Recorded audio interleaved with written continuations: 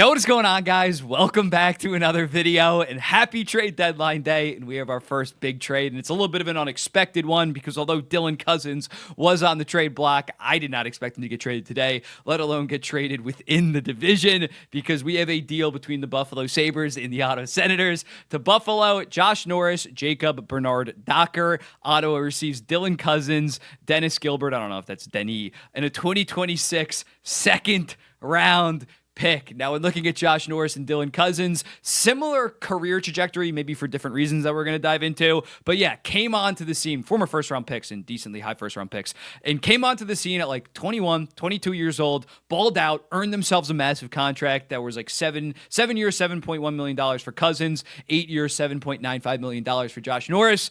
Since then, it's been kind of just straight downhill. One for injury, one for maybe more so work ethic. But yeah, we're going to dive into this. I like this for a little bit more for one party. And yeah, let's go. Up first, Dylan Cozens. When looking at him in that 2023 season at 21 years old, 31 goals, 37 assists, 68 points, then 47 points. You think, oh, it's just like kind of a down year after that big year, and Buffalo got much worse. And then 31 points in 61 games. When looking at Dylan Cozens, I still think the talent, it has to be in there. It has to be in there somewhere. I don't think at 21 years old, you put up nearly a 30-goal, 40-assist season, and then you're just cooked. You're just cooked, especially when he hasn't had any injuries. He's missed 3 games over the last 3 seasons. I still think a very good player is within Dylan Cozens. Maybe that 2023 season was a little bit flukish. The Sabres power play was out of this world that season. I think they were like top 5 or top 3 in goals for. So yeah, maybe that jump was a little bit misleading. But I still think at 6'3", the talent that this kid has, the skill that he has, I think that he's going to figure it out in terms of getting back on track to a degree. I'm not saying he's ever going to live up to expectations that we had in terms of the underlying numbers. The finishing has fallen off huge since 2023. Defensively, this season has been bad, but the play driving has kind of stayed relatively the same. And I think going from Buffalo on that second line, you don't have a ton of talent, to Ottawa potentially playing with guys like Drake Batherson, Claude Giroux, Brady Tkachuk. They've shuffled their lines a decent amount. Shane Pinto, Ridley Gregg. I think that he will get back on track. Maybe not to, again, 30 goals, high 60s points, but I think if you get him back to 25 goals, 30 assists, 55 points, I think you live with that at $7.1 million.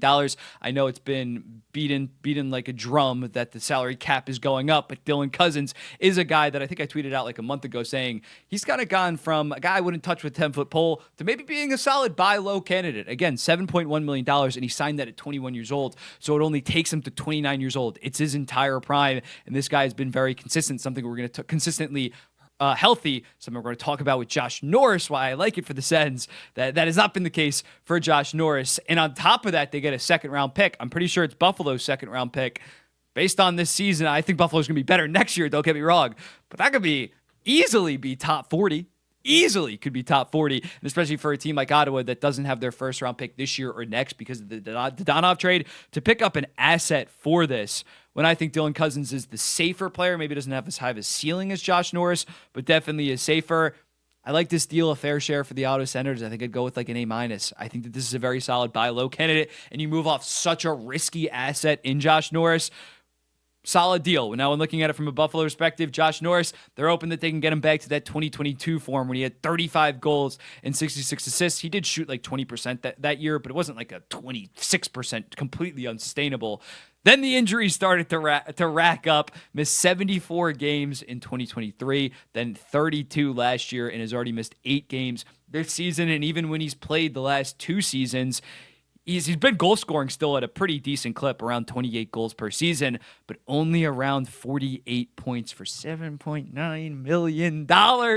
It's scary. I don't know. I don't love this for Buffalo, just considering that injury risk. He's genuinely one shoulder injury away. He's already hurt the same shoulder, I believe, twice.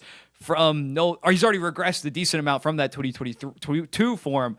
But yeah, there's just a crap ton of risk that if he continues to get hurt, this is going to be one of the worst. It's already arguably one of the worst contracts in the NHL. But if it just continues to get hurt, if he can stay healthy, I do think he has a higher floor when healthy than Dylan Cozens, just because he is a solid two-way guy when looking at him analytically the last couple years. In 2022, he's an analytical beast. But yeah, he's solid defensively. The play driving actually hasn't been that good this season, but he can finish the puck. He can finish, and that's something that Buffalo badly needs right now.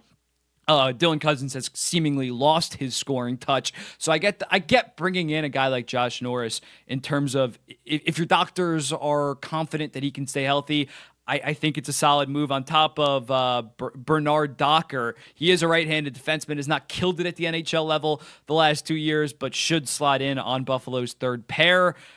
Yeah, it's just very risky. It's very risky for the Buffalo Sabres to bring in a guy like Josh Norris. I can't say I love it. I don't hate it. Again, I don't hate it. I think I give him like a B, just because it's not like they're giving up a crap ton to acquire Josh Norris. It's Dylan Cozens. It's a distressed asset. But and I guess they got to a point with Dylan Cozens where his work ethic and overall motor wasn't there, something that hopefully Ottawa can turn around. Similarly, not saying they're in the same stratosphere as players in their respective sports, but to a Luka Doncic, a wake-up call, a kick in the ass. But yeah, Josh Norris seems like a great dude, gives it his all. If he's healthy, can be a damn good second-line center. I just think that there is a little bit too much risk when looking at that injury history. So yeah, for the Senators, A-, moving off Josh Norris, who could have been the bane of their existence if he continues to get hurt. For a guy like Dylan Cozens that I think with this wake-up call will play better, won't be the player that he was in 2023 probably ever again, but I think can provide low-end second-line center, high-end third-line center, and be healthy. Again, Josh Norris, maybe he's a better player, but if he's playing 50 to 60 games a year versus Dylan Cozens to 82 games a year, guess which one I'm taking? What's the best ability? Availability.